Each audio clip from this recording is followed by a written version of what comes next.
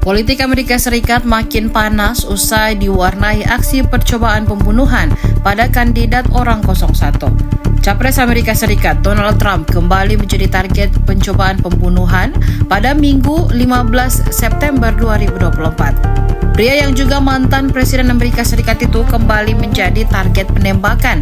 Momen naas itu terjadi saat dirinya bermain golf di Florida. Tidak disangka seorang pria mencoba menembaknya dari jarak 500 meter.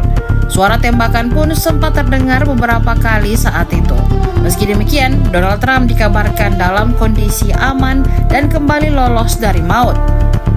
Dilansir dari The Times of Israel, kondisi Donald Trump itu diungkap oleh Biro Investigasi Federal atau FBI.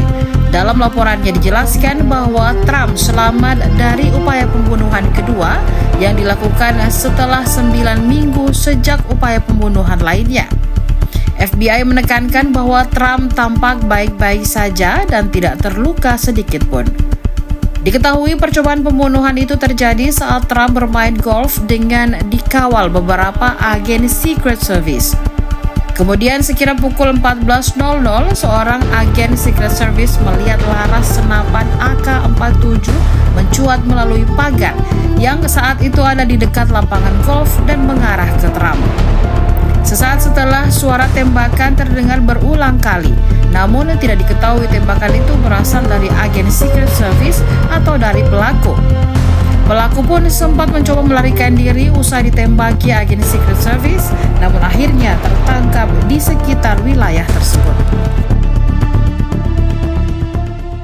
Download Tribun X sekarang, menghadirkan lokal menjadi Indonesia.